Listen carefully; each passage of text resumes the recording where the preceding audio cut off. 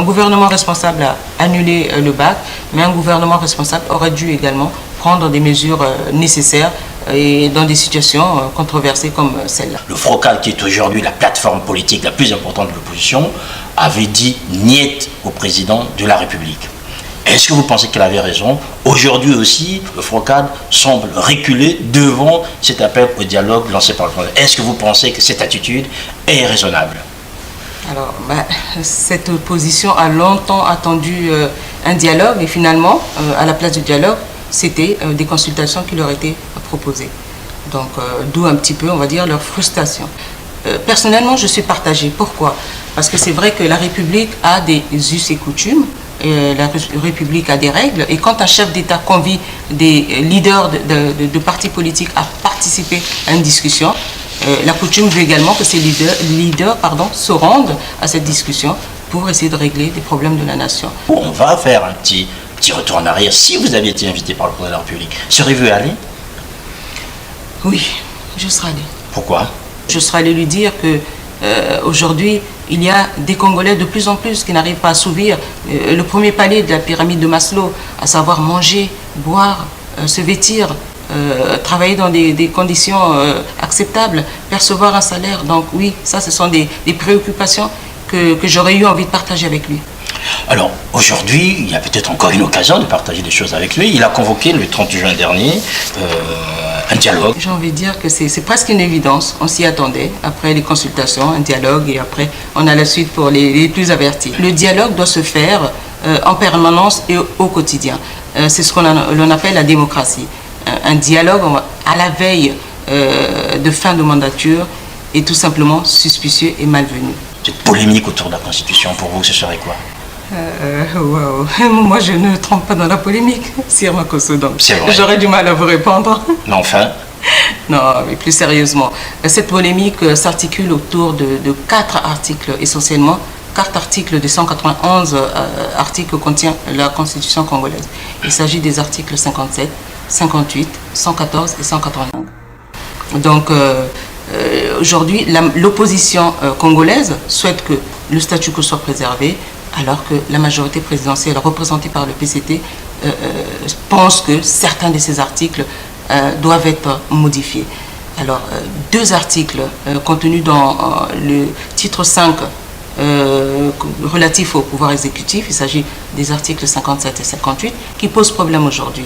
Ensuite, nous avons un article qui est pour moi un article phare, un article clé, celui qui permet aujourd'hui à la majorité présidentielle de légitimer leurs arguments. C'est devenu leur cheval de bataille. C'est celui-là qui permet d'affirmer qu'aujourd'hui, telle qu'elle est, la Constitution congolaise n'est plus acceptable. Pourquoi? Parce qu'elle pourrait induire une crise institutionnelle entre le pouvoir exécutif et le pouvoir législatif.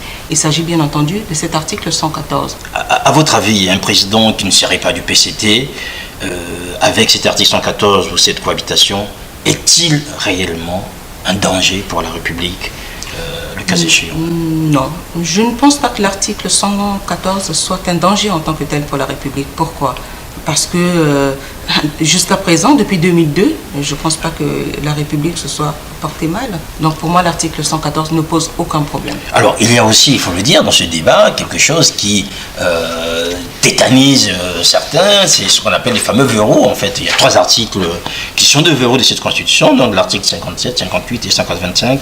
Ce dernier serait le plus coriace. Pensez-vous qu'il y ait moyen de faire sauter en fait cet article 125?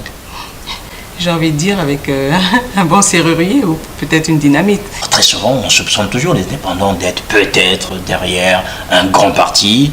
Vous assumez d'avoir été candidate pour vous-même et pour le peuple d'Incaï. Pourquoi déjà participer à cette élection? Écoutez, ça. Alors déjà, indépendante parce que je ne voyais pas vers qui me rallier. Ça, c'était important de garder, on va dire, cette indépendance et surtout cette liberté. Alors, pourquoi j'ai été candidate? Je répondrai par cette boutade. On n'allume pas une lampe pour la mettre sous le boisseau, mais sur la table, afin qu'elle éclaire tout le monde.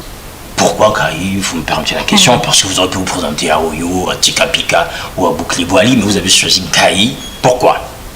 Alors, je vais vous répondre par cette pensée d'Ernest Renan que j'aime particulièrement, qui dit Ce qui constitue une nation, ce n'est pas de parler la même langue ou d'appartenir à un groupe ethnographique commun, c'est d'avoir fait ensemble de grandes choses dans le passé et de vouloir en faire encore dans l'avenir. Cette pensée explique mon choix. Nous comprenons bien cette ode en Kayi, mais on peut se poser des questions légitimement parce que vous êtes présidente d'une association. Comment conciliez-vous une association humanitaire avec une ambition politique?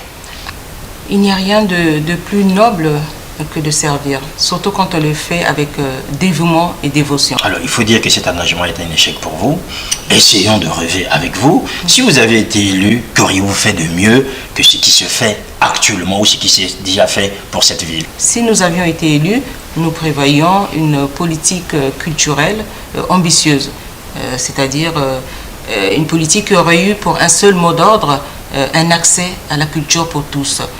Avec une mise en place de structures appropriées destinées à l'animation culturelle pour les jeunes. On constate que les jeunes sont de plus en plus désœuvrés et ce désœuvrement ne peut laisser un homme politique digne de ce nom indifférent. Le Okadi Miripindi, on voit très bien dans ce que vous faites et dans le projet politique qui est le vôtre. Aujourd'hui, vous êtes porté par une association humanitaire. Alors permettez qu'on se pose deux questions. La première, est-ce que cette association n'a pas été créée dans le but de bénéficier soit des fonds publics, parce qu'en ce moment, l'environnement politique, on voulait faire en sorte que chacun peut créer une association pour tirer quelque chose.